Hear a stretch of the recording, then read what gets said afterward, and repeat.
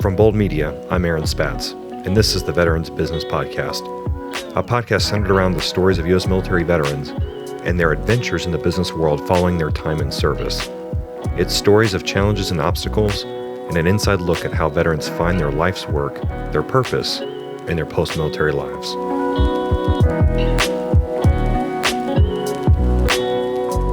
On today's episode, we speak with Tabitha Bartley, or as a beloved nickname of hers, Blunt Bartley. We hear the story of a veteran U.S. Marine and the challenges women face in the military as well as transition. We also get to hear about her passion in the nonprofit space. Let's get to it.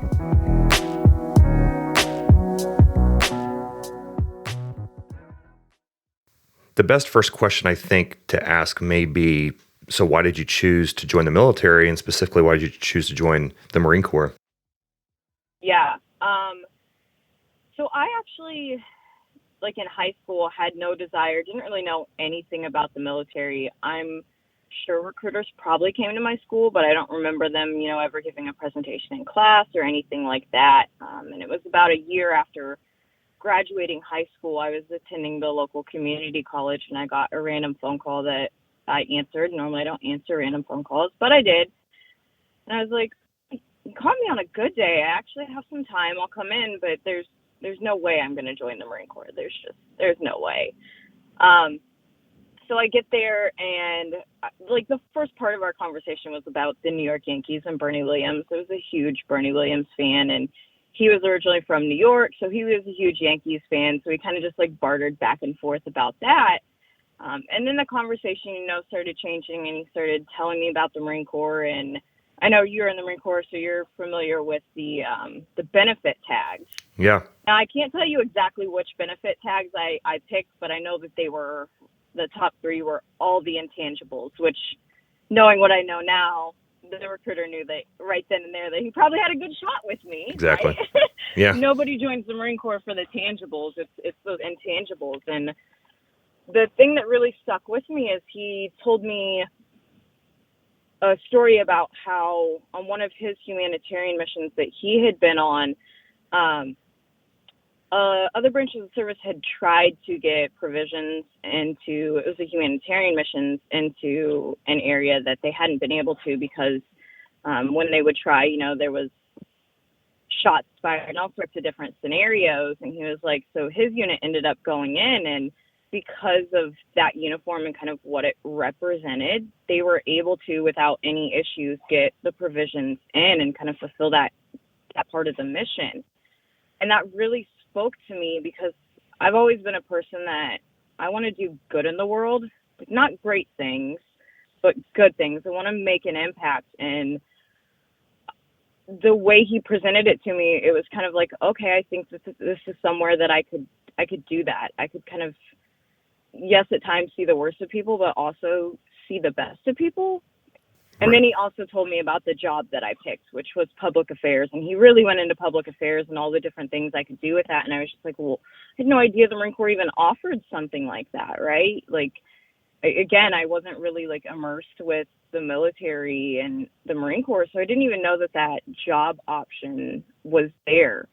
And it really resonated with me, journalism, photography, getting to really interact with people.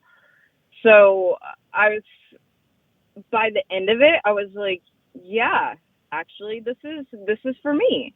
This is what I want to do. And that process for me was actually really unique. I had to wait 5 months to even join the delayed entry program because of the job I wanted, and then another 11 months in the program. Wow. And that really blessed me because I really got to interact with the recruiters. And Gunny Rod was my first mentor in the Marine Corps, and I couldn't have asked for a better mentor to start off with before I even, became a Marine and earned that title. So he had a huge impact on that. And I always look back, if he had never called me, and again, I worked for the recruiting station, so knowing how random that phone call even was, it was just amazing. And kind of I'm a person that believes in fate and that things happen for a reason. And it definitely did happen for a reason. That's a fantastic story. And especially when you start talking about the intangibles, because I really do believe that's where that's where a lot of us end up in terms of that decision-making process. Now, I'm not bashing on people's reasons. It just seems like a lot of us are electing to go that route because of all the intangibles. But do you mind sharing with us a little bit about some of the things that you got to do in that role? Yeah. Yeah. So our schoolhouse was actually at Fort Meade, Maryland, and all the branches of service for that military occupation, they go to the same schoolhouse. So from the get-go, I got to interact with all the branches of service, which was really unique and I think a great way to start off kind of my career in the Marine Corps, getting to interact with other branches. And then weirdly enough, I really wanted Quantico, Virginia. I have no idea why. I knew nothing about Quantico. And we got, when you get a pick, like, I think you had 3 choices, and it was like East Coast, West Coast, or overseas. Okay. And I picked East Coast as my first, like, really wanting Quantico, not knowing anything about it. And I ended up getting Quantico. And I was so blessed with the things I got to do at Quantico, but even more so the leadership at Quantico. I started out working for the Quantico Century as a journalist, so taking photos and writing stories. And we were producing a lot of content. I think at one point we were like 7 to 10 stories a week. And our leadership was very much like, go find your own stories and find things that interest you. And not the first story I covered, but the second story I covered, I actually got to take underwater photos of McQuist instructors getting promoted underwater. And it was such an amazing experience. And it just kind of pushed the, like, I got to see more and I got to know more about the Marine Corps and all these crazy jobs in the Marine Corps and what other people do. And in that, I got to start doing some volunteer events, and the public affairs office there, they had a community relations program. And the chief billet got to run the volunteer program and do a lot of other stuff in the community. And as soon as I picked up PFC, I was like, I need that. That's the billet I need. That's the position I need to be in. And luckily enough, I got to do that as a Lance Corporal, which was kind of crazy, especially being at Quantico. Right. There's a lot of higher ups, and I got to sit in on a lot of stuff that I wouldn't have been able to otherwise, and just experience a lot of things and go into the community a lot. I was getting to do talks at elementary schools and middle schools and just tell them how cool my job was in the Marine Corps. And it was really cool to see the interactions from like young females and thinking, oh, like, I never thought of the military either. I didn't even know women could serve in the military. Or I didn't know that they could do that, or that you didn't have to cut your hair, all those misconceptions. And I really liked going places and having those conversations and kind of changing that thought. So I spent 3.5 years at Quantico. And it was an amazing time. And then the time, came to decide to re-enlist, and I re-enlisted, and I, specifically to do marketing and public affairs at a recruiting station. It was one of the only MOSs that you had to actually like interview for. Wow. Ended up, I got to be the marketing and public affairs Marine at recruiting station, Columbia, South Carolina. So I spent my last 4 years there, and I got to do just an amazing number of things, from marketing and marketing campaigns to the Marine Corps Educators Workshop, which was honestly probably my favorite event that I ever did in the Marine Corps, and I got to do it every year. We would get to take educators to Parris Island for a week and show them the entire transformation from civilian to Marine. And what I loved about it was, we didn't get the educators that were like pro-military or, I don't want to say not supportive, but like right, weren't advocates about it or had a lot of knowledge. So we focused on those educators to bring them. So it was amazing to take them there and to be able to have a complete conversation with them. It was no hidden curtains. We didn't like hide anything from them. It was just, this is the Marine Corps and this is how we make Marines, and just better informing them so that they better could inform their students. Again, you know this, not everybody is cut out for the Marine Corps or made to be a Marine, but when you don't have the right information to give them to whether even know that that's an option, it was just really cool to see these educators kind of change their mindset. And, you know, by the end of it, they would have the students that they thought would be a great fit, or just in general have better knowledge about the Marine Corps and how to better guide people. And that was an amazing experience for me. I mean, I'm still in contact with majority of those educators today, where, you know, they know all about my family and my kids and how I'm doing post Marine Corps and in the civilian sector now. And I still keep track of what they do in their schools. So it was really awesome to make those connections. And I was blessed that I got to do that in 3 states. Wow. So it was a really cool experience.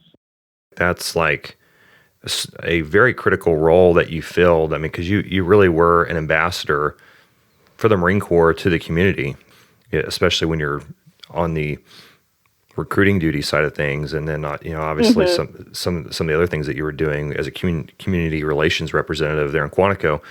It really cool because you're getting to go out and kind of tell the story and show a different side of the military that people may not always understand is there. They see what's on the recruiting posters or on the commercials on TV, but they don't always see something that doesn't look like that. And so you're able to kind of handle some of the misconceptions through all that. Yeah.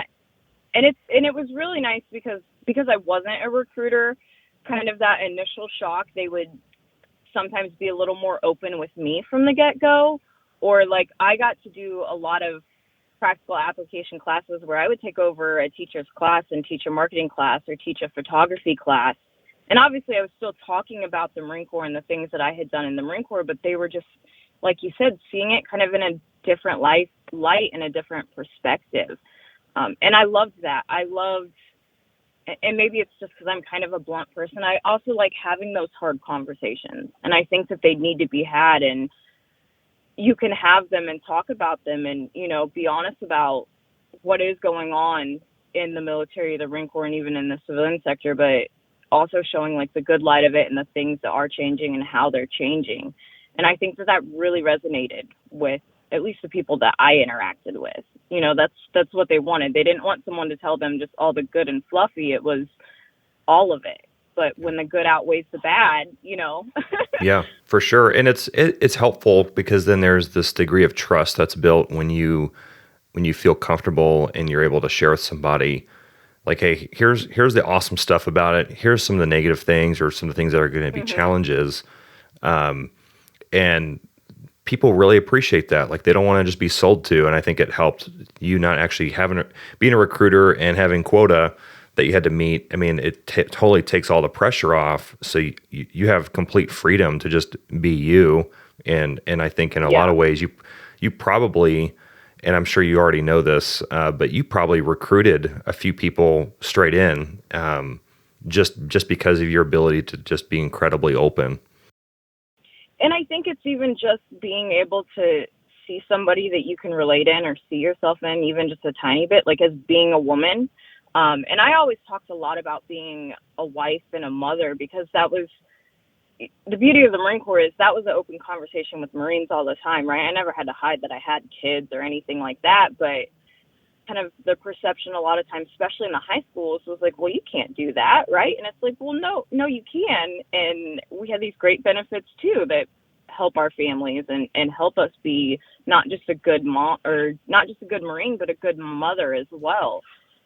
So I really liked talking about that. And I have just been blessed to always be surrounded by amazing people. And I had an amazing command at Quantico and at the recruiting station in Columbia, and amazing recruiters. I mean, I just worked with great people. So it wasn't like I was really trying to help them. It was really like they would just welcome me along to come along to things, and I just get to tag along. You were probably the secret weapon on those on those tag-alongs. Sometimes maybe, but a lot of times I felt like it was very much like we were a team, and they saw the value in me as much, and as females in the military, as much as, you know, like I was advocating for it. it was genuine from them too. I mean, especially my CO at Columbia, Major Nash, was just phenomenal, and sometimes I think spoke my praise a little too high. But that allowed me to be able to lead and do my job, because I was a corporal in a command of, everybody was at least a sergeant, Right. and I was a corporal. So, but I was able to put my opinion out there and kind of my expertise and be heard, which was, the same thing couldn't be said for every MPA. MPAs talk a lot about how hard the duty is, and it is if your command doesn't back you or see the value in you. And I had a command that really saw the value, not just in me, but in that billet, in that position.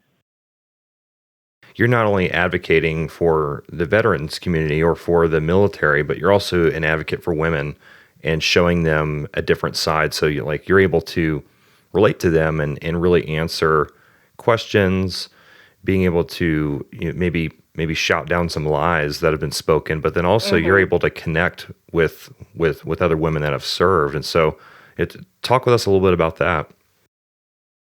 Yeah, so I didn't know how I would do in the civilian sector. Just with my personality, it went really, really well in the Marine Corps. And my transition wasn't an easy one. And there was a moment specifically where, I was just dealing with a ton of medical issues and just a ton of issues trying to get seen and taken care of.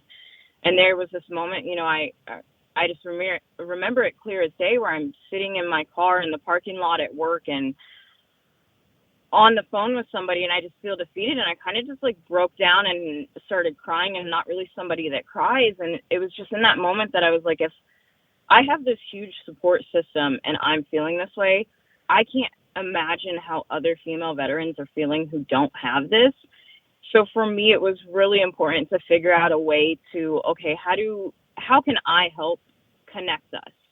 Because yes, our stories aren't all the same, but there's just so much that we can relate to in that struggle. And sometimes all you need is somebody not to question what you're going through, but to just listen and kind of, I hear you and I understand that and I'm here for you. So that was a huge push for me to do something locally and in my community, because I knew that there are female veterans, but we just don't stand out the way that male veterans do. What did your transition look like in terms of your decision to get out, or lining jobs up? What did that process look like? Yeah, so mine was really unique. It was probably about a year before getting out that I received orders to Okinawa, Japan. Career-wise, that was the perfect move for me and what I needed to do. But my grandma had gotten really sick and passed away when I was in Columbia, and it was really hard. I lost my grandfather the day that I was leaving to fly out to MCT, and somehow was able to get pushed back at MCT to attend his funeral. And when my grandmother passed away, it just really hit me. And I have two other grandparents, and I knew that if we went to Okinawa, there would be a chance that I wouldn't be able to come back and say goodbye.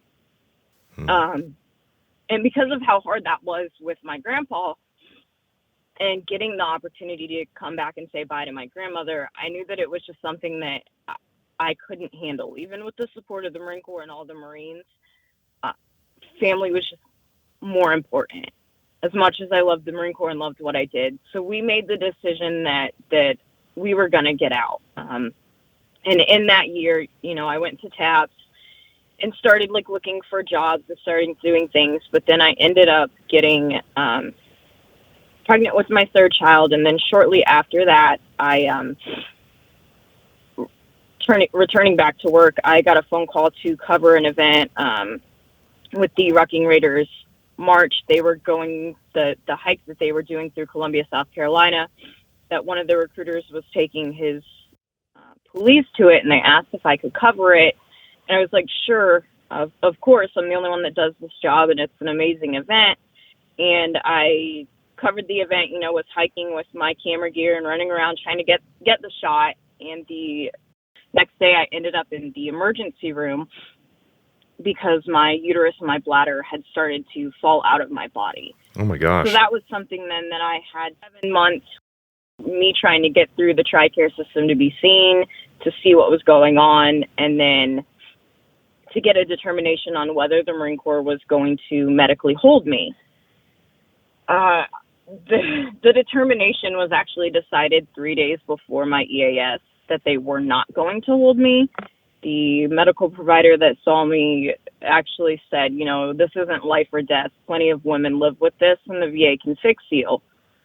So although I had been applying to jobs at that time, I couldn't tell them when I was going to, move back to Indiana or when I was going to be there because I didn't know at that time. So it was a whirlwind weeks of trying to get everything packed up to move to Indiana to then try and find a job. So mine was very unique.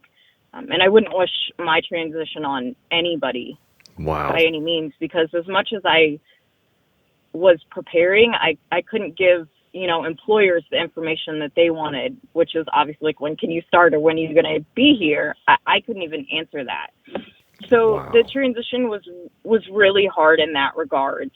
And I didn't really know how to write a resume or to network in that scope because I was so focused on like what medically was going wrong with me. And then I had, built this program for 4 years that I was so proud of. And honestly, I couldn't let it go. I mean, I was working the weekend before going to Parris Island to get that determination on what was going to happen to me.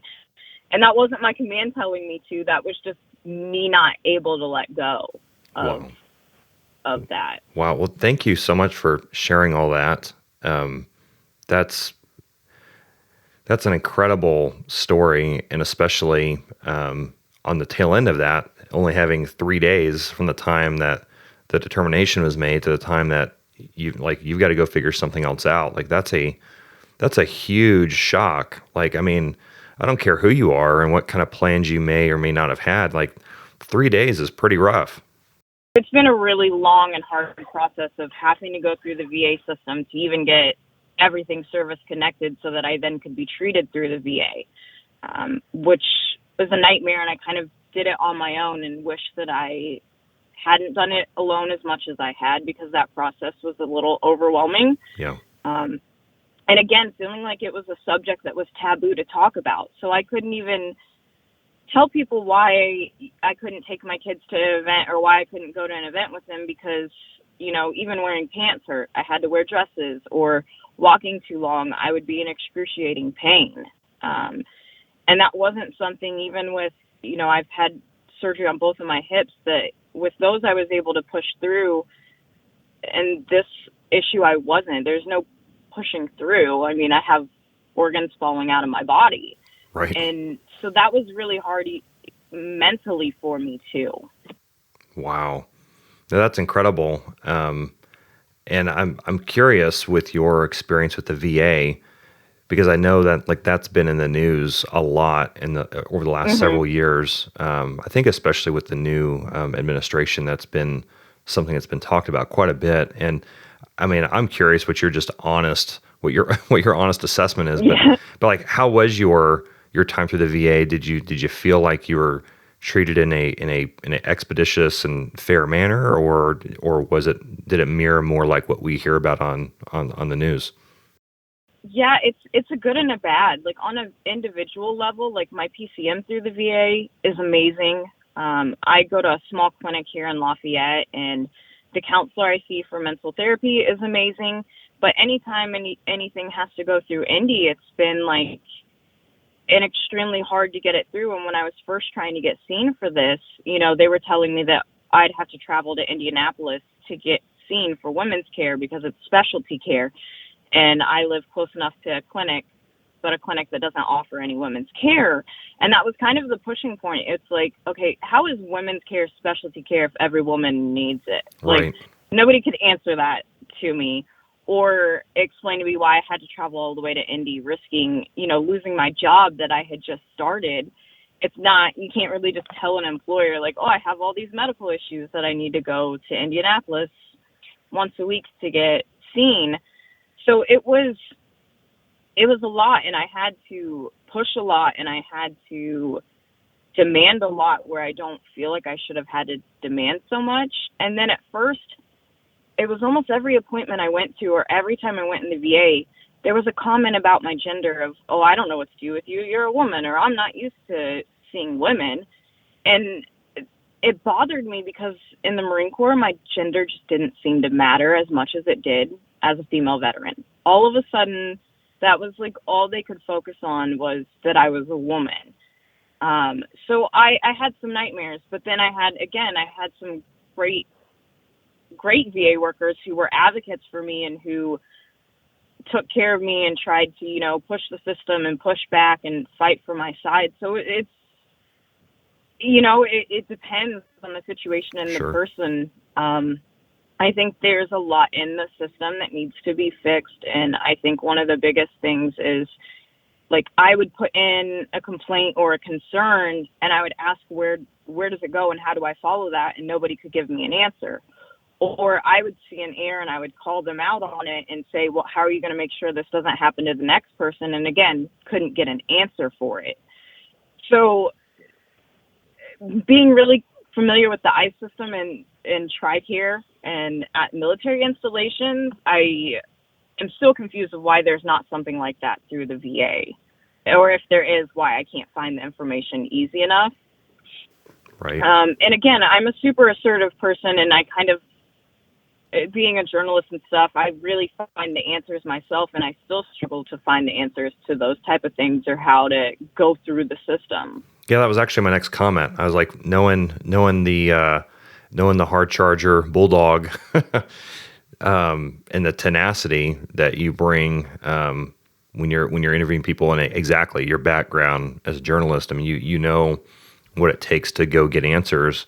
And if you're having a hard time getting answers, imagine for the person that is not very, very assertive and a little bit more held back. And so that's incredible. It sounds to me that your providers are fantastic people. They're doing a great job, but the system overall just it needs some continued work. And I've no doubt, and I think more conversations like this are only going to help drive those changes. And I'm confident, and I'm cautiously optimistic, that those changes are going to be made, and that progress is going to be made. And I don't think those changes are made unless the story is told. And so it's important to share these stories.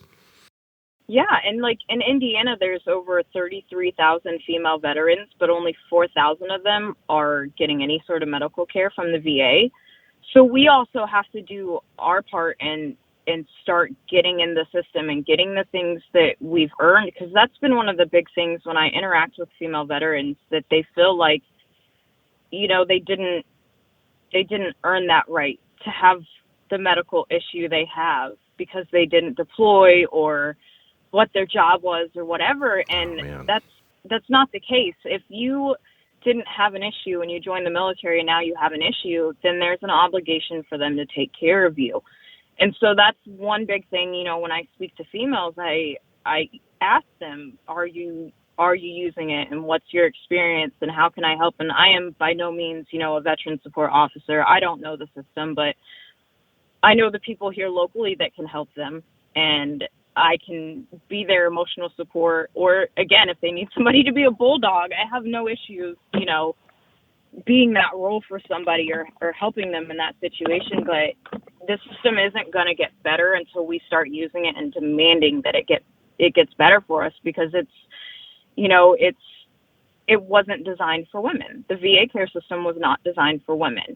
And it wasn't. And that's not in a bad way. That's not who their audience was, but now it is. We're the fastest growing demographic of veterans that are coming out in the next few years. So they have to do a lot, and they need to do a lot fast, and they need to figure it out. And that first step is kind of, I think, female veterans being vocal about what their needs are and how they can get those needs. And then also a solution. My master sergeant taught me early on, don't come to me with a problem if you don't have a solution. So I've always made sure to at least, have some sort of solution. I don't have all the answers, but Right. at least something that may help fix it.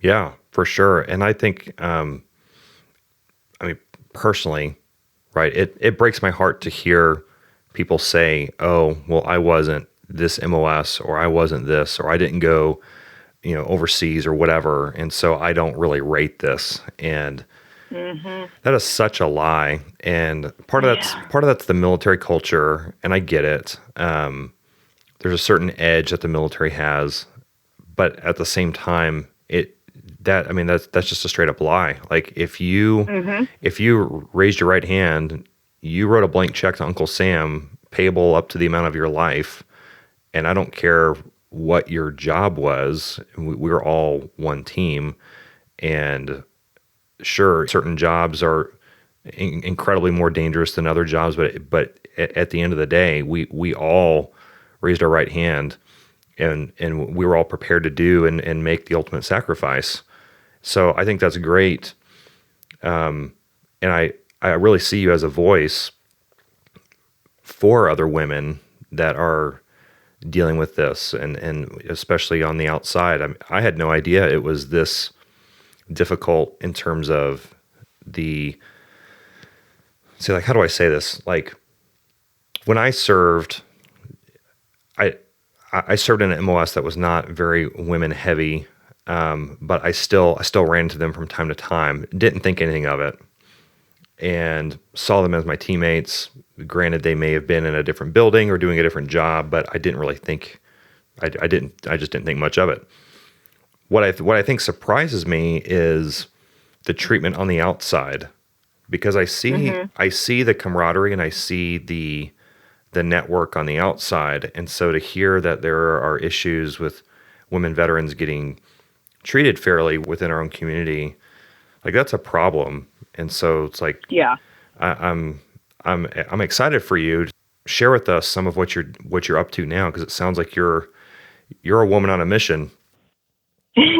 Yeah. So I was all kind of a driving force, and I had tried to go to a few different organizations or just kind of introduce myself to see if maybe I could find a place there.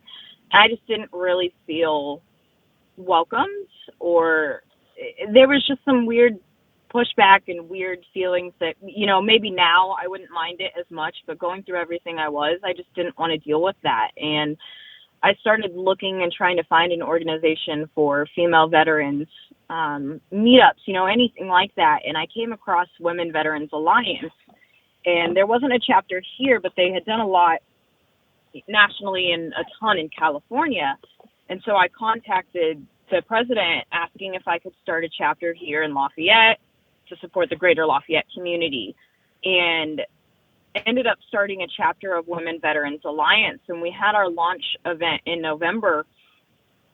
We have a private Facebook group, and we have about 30 females in that. And then about 15 female veterans showed up to our first launch event, and it was really crappy weather, snowy. So at first I didn't think anybody was going to come.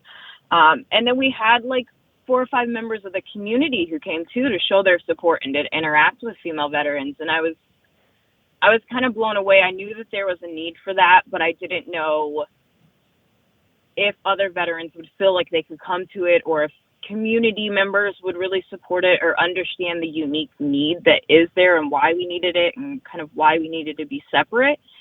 And I was blown away with that. And we ended up, having a great launch event and huge community support, and planning a huge amount of events in 2020 that we were going to do and be a part of. And we got notified on January 1st that they're deciding to shut down, the chapters for Women Veterans Alliance. Now, Women Veterans Alliance, the organization is still there. They're still supporting women veterans. They just, decided to shut down their chapters for a number of reasons. And I kind of took that as a sign of, in this time period, I felt like I was doing something, but was I really doing enough? And I just kind of took that as, okay, here's the chance to create your own nonprofit from the ground up, mold it exactly how you want to mold it, and make an impact not just on women veterans, but on the community. So that's where we're at now. We're in the process of creating a nonprofit and becoming a nonprofit. so that we can support female veterans. But in that, kind of my 7-year goal with it is that we're going to do different things to make an impact on the community and to help kind of change that misconception of what a veteran is overall, what a veteran is and what it means to serve as a woman in the military. Because again, I loved my 8 years in the Marine Corps, and I think that it is a great option for women to serve. They just need to know it. So 7-year goal, we'll continue with our monthly socials that are just closed group socials to female veterans, where we bring in different members in the community to speak to them and kind of give lessons on different things. And then we'll host quarterly events where we get female veterans kneecap to kneecaps with people in the community and influencers in the community. And my goal is to then, spread out and start having women veterans mentoring high schoolers, not just females in high school, but males too, because I think it's important to kind of see women in that authoritative figure, or see women in like what they can accomplish to help kind of change that perception. Because, I think that it's not a military issue. It's a kind of a nationwide issue on perceptions. And that's a lot of things. And I think that doing something hyper-local is the best way to kind of start driving that change. No, I think that's fantastic. And I think you're already hitting the ground running, and sounds like you're already making a huge impact. And so I'm excited to see where all this goes. To kind of ask you a question, I guess, would be, for the other veterans, specifically for women veterans that may be listening to this, and they may not be, within 100 miles of you, they may be across the country, but like what advice would you have for them in terms of their transition, or just as you've told your story, what are some things that you would encourage them in? I think embracing their authentic selves. For me, I found myself like who I truly and completely was at the recruiting station Columbia. And I kind of lost myself in that transition for fear of how I would do in the civilian workforce and how they would perceive me. And that's kind of not who I am at all. So it really dug into me that I was focusing so much on that. So I think the first thing is, being proud and not feeling like you have to hide who you are. If you're assertive, you're assertive. If you're not, then that's fine. And finding how those skills can translate to what you want to do in the civilian sector. I utilized Hire Our Heroes to help me with my resume and how to even more civilianize the things I was talking about. And it had a huge impact. And even just having an organization that, they're not charging money, they're not charging anything, that was willing to support me, that was a huge boast of confidence. And having somebody review my resume that didn't know me, and to help tailor that to me. And I think honestly, LinkedIn is a huge thing. If you don't have a network where you're at, then start networking digitally. And I've had just great connections happen on LinkedIn that I never would have had if I wasn't utilizing the platform. And I think that kind of that's the key, is if you don't have the support system and the network you need, reach out or search for those events, because I'm not the only one who's, doing women veterans events by any means. They're all over social media and they're all over nationally. It's just finding that support system, I think, is kind of the biggest thing. Yeah, no, I think that's huge. So, really digging into in networking, specifically with other women veterans in their local community. But then if there isn't one, then reach out over social media. I mean, I couldn't agree with you more, especially in the power of LinkedIn. LinkedIn is a tremendous platform. And I mean, we're able to meet all sorts of just cool people, people that we would never maybe even otherwise get a chance to meet. Yeah. And so it's pretty cool. And I also went to a lot of community events. Like here in Lafayette, they have Leadership Lafayette and a few other things. And I literally just Googled Leadership Lafayette. And of course, there was an organization named that. But I just tried to find community events that I could go to and start interacting with people, because you also don't want to just stay in that niche of the veteran community either, because you're now part of a bigger community. And for me, that was really important to start meeting those people in the community and knowing what those local resources are, because especially in Indiana and Lafayette, there's a ton of resources that veterans can utilize that they're not marketed towards veterans, but they have either, subgroups or sub things that they do for the veteran community. It was really important for me to kind of get familiar with the community.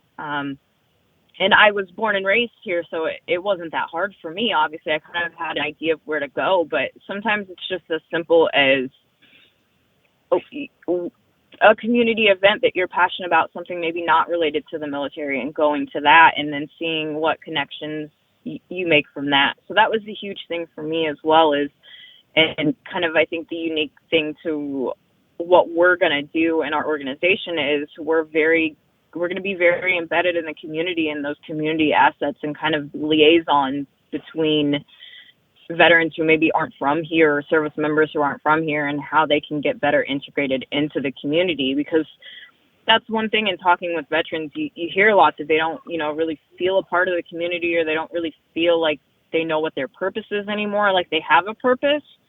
And I think that volunteering and finding ways of that, it's going to make you feel like you're a part of the community more. Great words of wisdom there. Your organization, so help me understand just real quick, is it still Women Veterans Alliance, or is it a new organization that you're founding right now? It is a new organization that I am founding right now. We don't have a set name. We're actually meeting tomorrow. In the state of Indiana, you need 3 directors to start a nonprofit. So as much as I'd like to start it on my own and just get the ball running, you can't do that in Indiana. So hopefully by tomorrow, I will have 3 directors who are willing to sign on to me, and then we'll know what the name can be depending on the state. What it's looking like right now, what I'm hoping for is Women Warriors United. But again, I don't know if by the last time I checked, that name, those naming privileges. As of right now, it's available in Indiana, so that's what will hopefully be called. Nice. Give you the last word here. So, any parting thoughts on, trying to integrate out of the military and then back into the civilian workforce? Is there any trends that you've been seeing, other than the things that we've talked about already? But is there any other advice you'd share there? Is there any advice that you would want to share with not only veterans but maybe those on active duty? If there's any other just lingering, nagging thing in the back of your head right now that you want to get out, I would love to hear it. I think that every veteran's story and every service member's story is unique to them. It's easy to kind of fall into those perceptions or those cliches or how others may see you, and sometimes maybe being too fearful to correct people. And that was something that I've always been easy and vocal about. Whenever I hear something wrong, making sure that I correct it or say that my experience wasn't that, and not ever downgrading anybody else's story. Because again, although we've all served and we're all veterans, our stories are very unique to us. And I think that sometimes that kind of, gets overlooked a little bit, and just appreciating that and knowing that although that is the case, you may be the only veteran that civilian ever interacts with. I know in my office specifically, one of my coworkers, he came up to me and he said, "I just realized this the other day. You're the first veteran I've ever worked with, and you're a female." He was like, "It's just crazy, right?" And that kind of stuck to me, like, oh dang, well, I hope I'm making a good impression, right? Like, I hope that was a good thing or a good comment. So kind of being mindful of that, but then again, at the same time, being true to yourself and not feeling like you can't be yourself. What an amazing story from an amazing veteran. Seeing how far we've come as a country in women serving, it's clear the VA needs continued encouragement as it undergoes its own improvements, with no doubt some great people making a difference. I loved her question, why is women's care specialty care if all women need it? And like she said, everyone does have a story, and I'm optimistic that as more stories like these are shared, others from within the community will feel empowered to be their authentic selves. Thank you so much for listening. If you're listening on Apple Podcasts, we would be incredibly grateful if you were to review and rate the podcast so others can more easily find it as well. It makes a huge difference. We'd love your feedback also. Drop us a line at podcast@boldmedia.us. Follow me, Aaron Spatz, as well as Bold Media on social media. It's another place where you can share your thoughts on the podcast episodes. You can learn more about what Bold Media does by going to boldmedia.us. New episodes of the Veterans Business Podcast come out on Wednesdays at 12 p.m. Central. Make sure you're subscribed so you don't miss a thing.